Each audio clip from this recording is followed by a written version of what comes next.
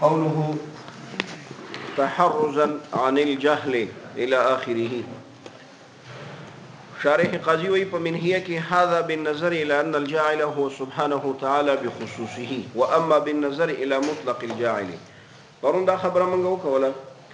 چې علم د الله تعالی حصولی شي په ممکنات باندې په واسطه د صور سره شي. نو دا صور به یا واجبات او یا به ممکنات. که واجبات تعدد د وجبا او رضی او واجب منحصر دی فی فردین. ٹھیک صحیح انداز دی کنه. او کچیر ته دغه صور دا ممکنات واجبات نه وي نو بیا به دغه ممکنات هم په خپل باندې معلوم وي که بنوي. ولی ممکنات هم مخلوق دی کنه او کوم شی چې د الله تعالی نه صادر شوی وي هغه به مسبوق بالعلم وي که بنوي. نو دغه صور چې دی دا به هم مسبوق بالعلم وي، یعنی د دوی د ایجاد نه مخکې به د الله پاک په دوی باندې علم راغلی وي. نو دغه علم به یا په واسطه د نورو صورو سره وي او یا به بغیر د واسطه د صورو نه وي. دا خبره نوره کړې وه که نه. اوس خبره په دې کې دی ده وویلې پرون فهي لا محاله مسبوقه بالعلم. ده وویلې چې دغه صور دا به خامخا مسبوق بالعلم وي،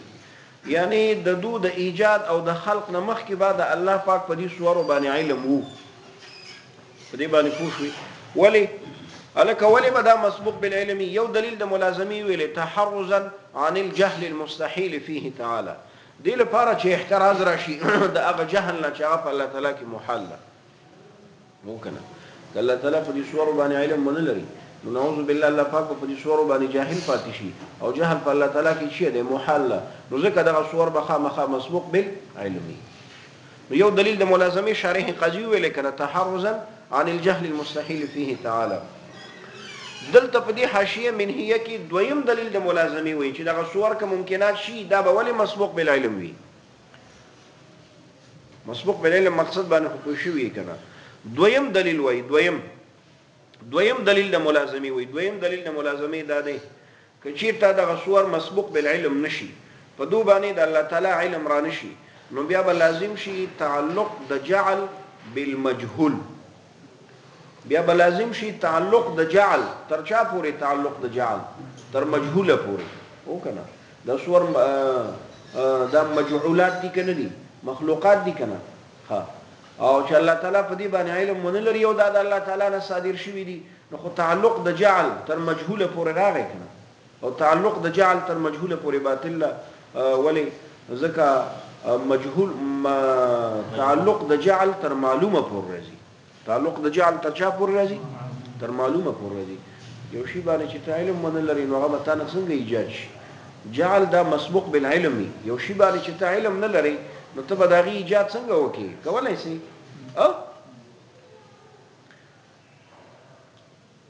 ته په نجارۍ باندې نه پوهېږې، ته د کټ په جوړولو باندې نه پوهېږې، د المارۍ په جوړولو باندې نه پوهېږې، په هغې باندې ستا علم نشته. دغه جعل مجازي درته ښیم نو هغه ته ایجاد کوی سې؟ نه. په دې باندې ورسېدې نو دا دویم دلیل د ملازمې شو چې فهي لا محاله مسبوقه بالعلم. ورسېدل خیره. خو ګوره دا دویم دلیل د ملازمې چې دا شارح قاضي په منهیه کې دغه ځای کې بیانوي و اما بالنظر الى مطلق الجاعل دې ځای کې بیانوي. ټیک ده. دلته هذا بالنظر الى ان الجاعل په دې ځای کې شارح قاضي هغه د دې دوه دلیل د ملازمې ترمن فرق کوي. یو دلیل د ملازمې په شرح کې شو، بل دلیل د ملازمې په منهیه کې و اما بالنظر الى مطلق الجاعل فالاستحاله تعلق الجهل بالمجهول عندهم. لاندې راځي کنه راځي دویمه کرخه کې دو ترمن فرق درته بیانوي. فرق دا ده چې هغه شرح کې چې کوم دلیل د ملازمې ذکر شو هغه په نظر سره مطلق جاعل ته ده. قطع نظر د دینه چې دا جاعل واجب الوجود او الله ده. قطع نظر د دینه نه. په شرح کې چې کوم دلیل د ملازمې ذکر شو هغه په نظر سره جاعل ته ده خو من حيث انه واجب الوجود. من حيث انه ولی دا غیر څه دی چې دا صور به خامخا مسبوق بالعلم. ولی که مسبوق بالعلم نشي نو بیا به جهل راشي کنه په الله تعالی کې. نو جهل خو په الله کې محال دی کنه. جهل په مطلق جاهل کې محال ده. جهل په چا کې محال ده؟ په الله کې محال ده. نو هغه دلیل د ملازمې دا په نظر سره جاهل ته ده خو من حيث انه واجب الوجود من حيث انه سبحانه وتعالى. ټیک دی کنه. ځکه جهل یوازې په چا کې محال ده؟ واجب الوجود کې محال نه کنه. او دا دویم دلیل که چیرته دغه صور مسبوق بالعلم نشي نو بیا به لازم شي تعلق د جعل بالمجهول. دا په نظر سره مطلق جاعل ته ده واجب الوجود یو که غیر وي. ولی جاعل که واجب الوجود هم نه تعلق د جعل تر مجهوله پورې ناراضي. تعلق د جعل تر مجهوله پورې ناراضي. په دې باندې پوښتنه ان شاء الله بل هي پوښتنه هذا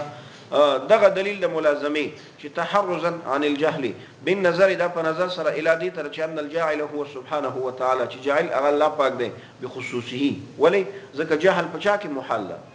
ٹھیک. واما بالنظر او دلیل د ملازمه په نظر سره مطلق جاعل ته هغه جاعل چې هغه قادر ده مع عزل النظر عن الخصوصيه قطع نظر د خصوصیت د دینه چې دا جاعل واجب تعالی دی نو بیا ولی دا صور به ولی مسبوقي فالاستحاله تعلق الجهل بالمجهول عندهم ځکه محل تعلق د جعل بالمجهول عندهم له حکم. دویم دا وایي چې تعلق د جعل تر مجهول پورې چي ده محل. یعنی څوک چې دا خبرم کوي چې علم د الله تعالی حصولي دی ارسطو افلاطون او د اتباع هغه هم دا وایي چې تعلق د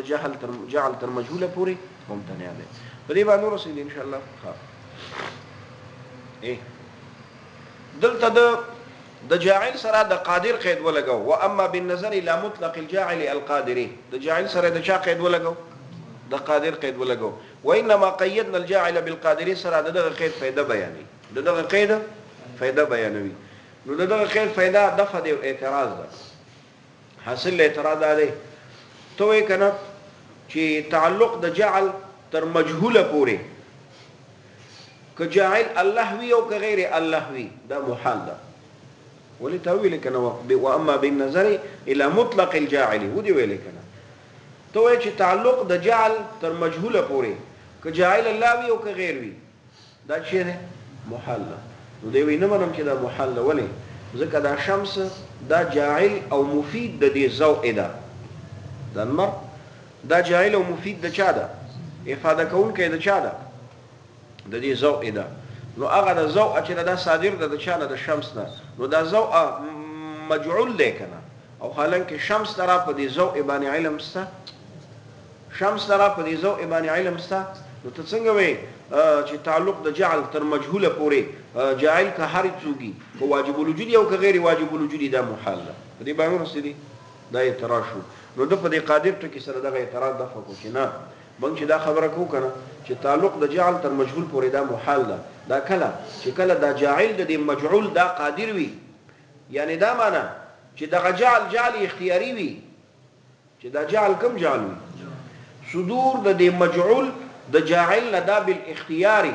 نو الته تعلق د جعل تر مجهوله پورې دا نه دی صحیح. او صدور د دغه ضوء د شمس نه دا اضطراري ده غیر اختیاري ده. دا صدور د دې ضوء د شمس په اختیار کې ده نه. نو کله چې جعل اضطراري وي الته تعلق د جعل تر مجهول پورې باطل نه ده محال نه ده. چې جعل اختیاري وي نو الته بیا او الله پاک جاعل اختیاري دی کنه نو ځکه د جاعل سره د چا قید ولګو د قادر قید ولګو. فائدہ باندې پوښوي. وانما قيدنا الجاعل بالقادر ومنګه مقید کدا جاعل تر قادر پورې ولي لئن الجعل قد يطلق د جعل کله اطلاق لکیږي على مطلق الاقتضاء والافاده مطلق طلب او افاده لکه شمس دا مقتضی د ضوء دی مفید د چا دی د ضوء نه کنه پویږي ان شاء الله. ولو بلا علم ورویه دا رویه د عطف تفسیر د علم دی اگر که بغیر د علم نه وي یعنی اگر که دا مقتضی او دا مفید دا علم نه لري په مقتضا او په مفاد باندې پویږي ان شاء الله. کیف نو ځکه دلته د جاهل سره د چا قید ولګو د قادر کل کا افاده الشمس الضوء لك افاده کول د نمر ضوء لرا ٹھیک دی کنه و اقتضاء الملزومات اللوازم او تقاضا د ملزومات چاله لوازم اوس ملزوم تقاضا د لازم کوي کنه کوي ملزوم تقاضا د لازم کوي کنه کوي. نو ملزوم چې په دې لازم باندې علم لري نه او د جعل اطلاق کله کله په اقتضا او په افاده باندې کوي پوښوي. نو ځکه د جاعل سره د قادر ټکي لګول شي دی ضروری دی کنه. و اقتضاء الملزومات اللوازم او تقاضا د ملزومات چاله دا عطف دی په افادتی باندې ښه تقاضا د ملزومات چاله لوازم لرا په دې باندې پوښوي.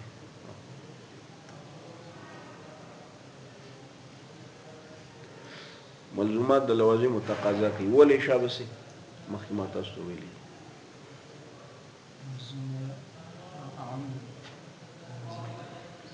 ملزوم به یاد شي وي وایم د مولانا زاهد الله وفي الله دا لږ لږ پوښتنه ښه ده دا به اجرایي وایه ته اکرام الله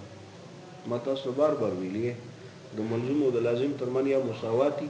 او یا لازم عامي د ملزوم نه د لازم د ملزوم ترمن یا شي وي مساواتي او یا چې کنه د لازم د ملزوم ترمن عموم خصوصي خو ملزوم خاص یو لازم څه شي وي عامي نو که مساوات شي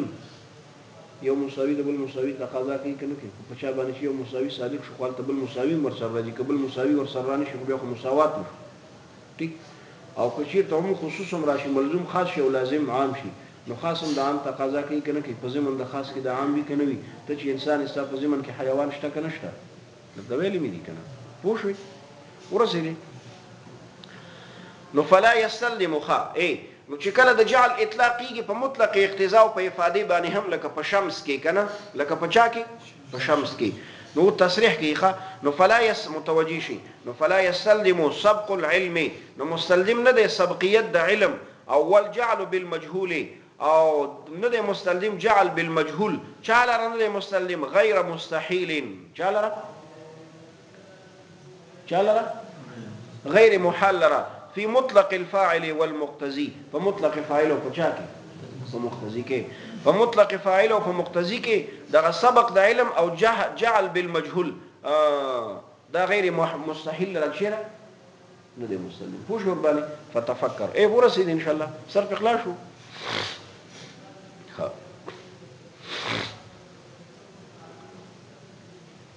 په پوښ ویل خیره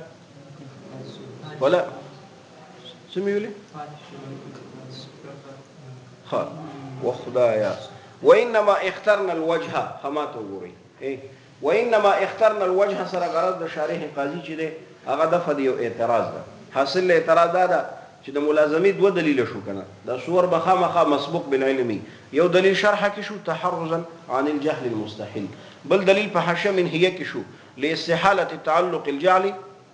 بالمجهول ها چې کله دلیل د ملازمي دوه نو بیا شارح ولې په شرح کې دغه یو دلیل د ملازمي غوړه کو حالانکه هغه دلیل چې خاص ده او د حاشیه من هي دلیل چې دا عام دی کنه ولی ځکه هغه د شرح دلیل په نظر سره چاته ده جاعل من حيث انه واجب الوجود تدا او د حاشیه من هي دلیل جاعل مطلق جاعل تدا کنه نو عام بیت چې په شرح کې ذکر کړی وي ځکه د عام افاده ډیره وي د عام فائدہ شي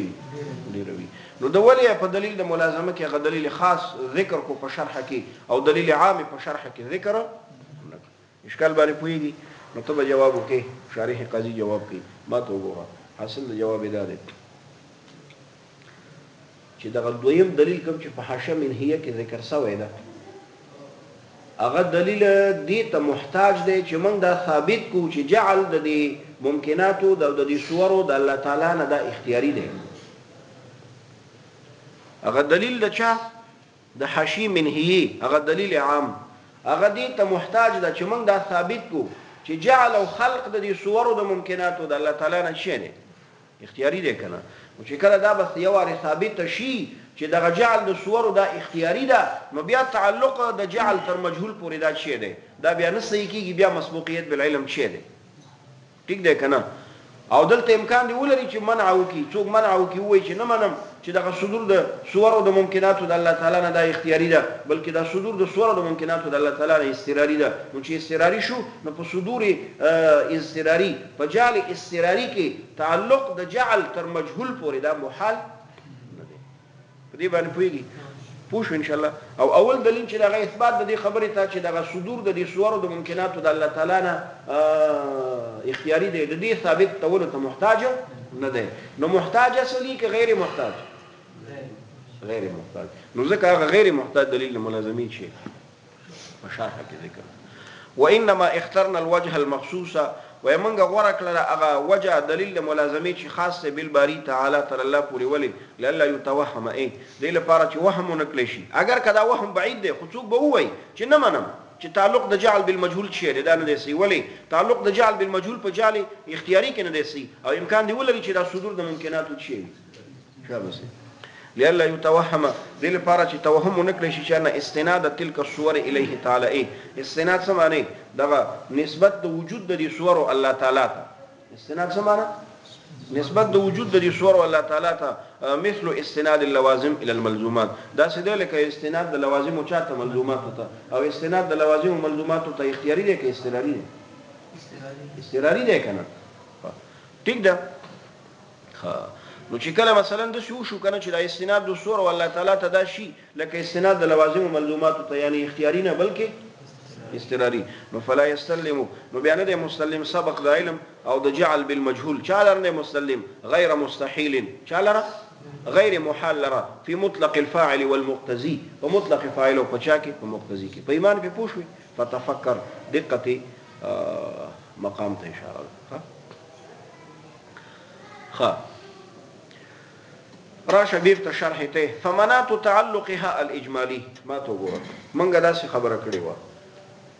اقول تلك صور نه شارح قاضي غرض ردو کنه پاغه چا باندې چې وی علم د الله تعالی حصولي دي نو د سی ویلو چې علم د الله تعالی په دې ممکنات باندې حصولي شي په واسطه د صور سره شي نو یا لازميږي تعدد د وجباو یا تسلسل لازميږي یا ترجیح بلا مرجح راځي ولی ځکه د صور به یا واجبات یا به ممکنات پرون موبایل ده که واجبات تعدد د وجباو راځي که ممکنات یا تسلسل لازميږي او یا ترجیح بلا مرجح ولی ځکه دغه صور د ممکنات او ممکنات دي کنه نو دا مخلوق دي نو په دې باندې هم الله تعالی مخکې د ایجاد نه علم درلودو که بنو درلودو به کنه نو علم په دې صور باندې یا په واسطه د نور صور سره وي او یا به علم بغیر د واسطه د صور نه وي عین به د الله تعالی سره یعنی علم حضوري وي نو که چیرته علم عین شي د واجب تعالی سره په دې صور باندې یعنی بغیر د واسطه د صور نشي نو بیا ترجیح بلا مرجح راځي ولی ځکه نسبت د دې صور او نسبت د عین د ممکنات الله تعالی ته یو شی دی ٹھیک نو علم په ممکنات باندې سره دې ځنه چې هغه موجود دی په وجود اصلي وجود خارجي سره پرون مو ویلې هغه حصولي او علم په صور د ممکنات باندې چې هغه موجود دی په وجود ذهني ذلی سره هغه حضوري نو دا ترجیح بلا مرجح بلکې ترجیح نه مرجح شو پرون مو ویلې وکړه او کچې ته علم چې دی کنه دا پواسي د نور صور سره شي په دې صور باندې نو هغه بیا مسبوق بل علم بوي هغه باندې علم پواسي د نور صور سره شي بیا تسلسل راتو کنه راتو نو دوی ویلې کنه چې د علم په دې صور باندې یا په پواسي د نور صور سره وي نو بیا چې راځي فیتماد الامر الى نهایه بالفعل بیا وجود د امور غیر متناهیه ورځي او هي منكشفه عنده تعالى بنفسه او بنفسها او یا د صور منکشف دي په نزد الله باندې بنفسها یعنی علم قرباني کوم علم دی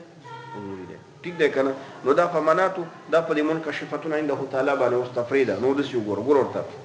چې منکشف شو کنه نو فمناتو تعلقها الاجماليه نو مدار د تعلق د دې صورو تعلق اجمالی مدار د تعلق د چا د دې صورو د الله سره تعلق اجمالی یعنی علم اجمالی د الله تعالی تعلق اجمالی څه معنی تعلق د دې صورو تعلق اجمالی د الله سره څه معنی یعنی علم اجمالی د الله تعالی په دې صورو باندې هو ذاته تعالی هغه شی شو ذات د الله تعالی شو وتعلقها تفصيلي او مدار د تعلق د دې صور او تعلق تفصيلي هو وجودها له هغه وجود د دې صور شو له چاله الله لره چاله ما ته وګورئ ورا یو علم تفصیلی دی دلته د وجود تعلق اجمالی او تعلق تفصیلی نه هغه علم اجمالی او علم تفصیلی مراد دی په دې باندې ځل کوي کی علم اجمالی یعنی علم د الله تعالی په دې صور باندې قبل الخلق او علم تفصیلی علم د الله تعالی په دې صور باندې بعد الخلق ویګل خیره ها پوښوي نو علم اجمالی د الله تعالی په دې صور باندې دا عین دی د ذات د الله تعالی سره حضوري شو کنه حضوري شو کنه ولې ته چې منکشفه عنده تعالی ویږي ها اگر کبه پیشکال راځي کنه چې دا خو بیا ترجیح بلا مرجح ته خود دې وضاحت لا درته کوي ویږي خیره او علم تفصیلی چې دا کنه هغه عین د دې صور سره هغه عین د چا سره د دې صور سره پوښو باندې وګوره دا یې ساتي یو زمونږ علم اجمالی دی یو د الله تعالی علم اجمالی دی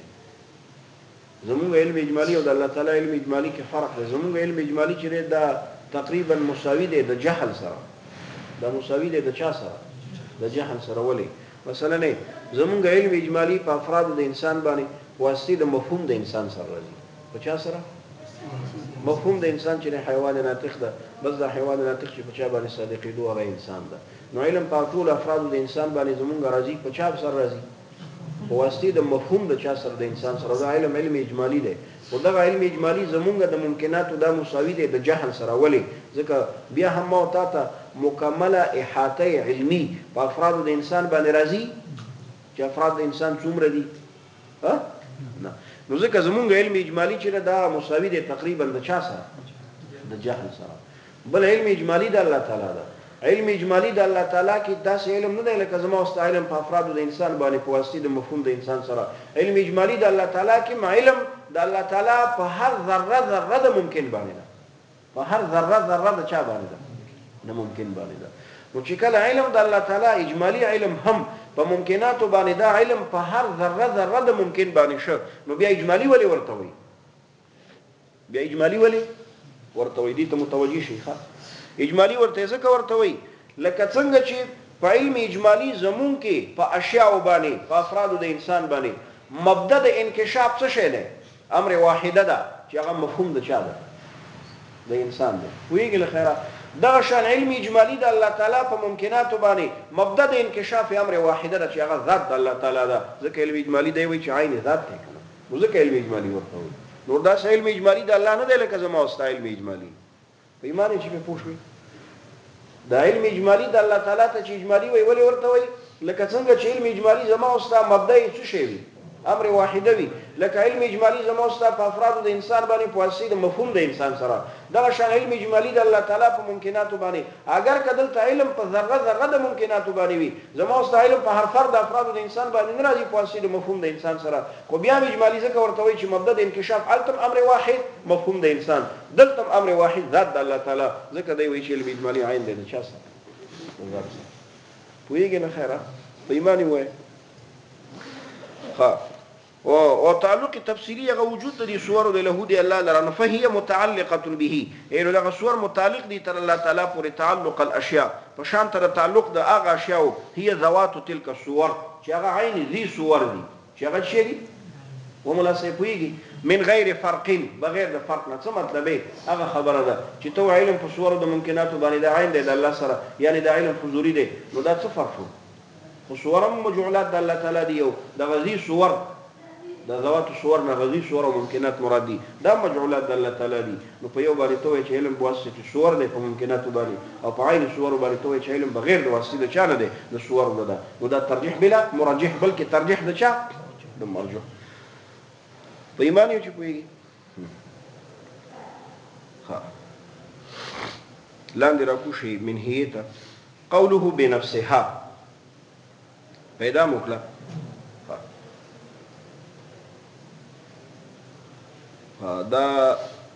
دا تعلیق چې هغه سره دی او هي منکشفه عنده تعالی بنفسها یا بدا صور د ممکنات معلومی الله تعالی ته بنفسها یعنی علم په دې صور باندې به حضوري وي دا به عین وي د ذات د چا سره د الله تعالی سره دا مطلب دی نو شارح قاضي وی قوله دا قول شارح چې بنفسها الا بواسطه صور اخر ما تو نه د فدی وی اعتراض حاصل له اعتراض ده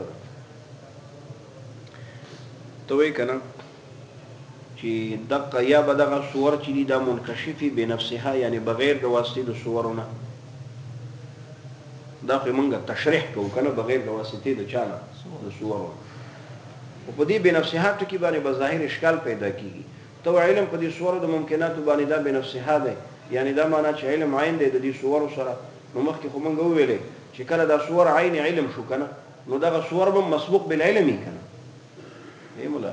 معترض وی کنه چې توې دغه صور به منکشف عند الله به بنفسها کنه منکشف عند الله به بنفسها نو دا معنا چې علم چې دی کنه هغه به په صور سره وي خو دغه صور به عین وي د چا سره د دې صور سره نو موږ خو ویل چې دغه صور به مسبوق بالعلم نو چې کله علم عین دغه صور شو نو خو دغه صور به د ایجاد نه مخکې وي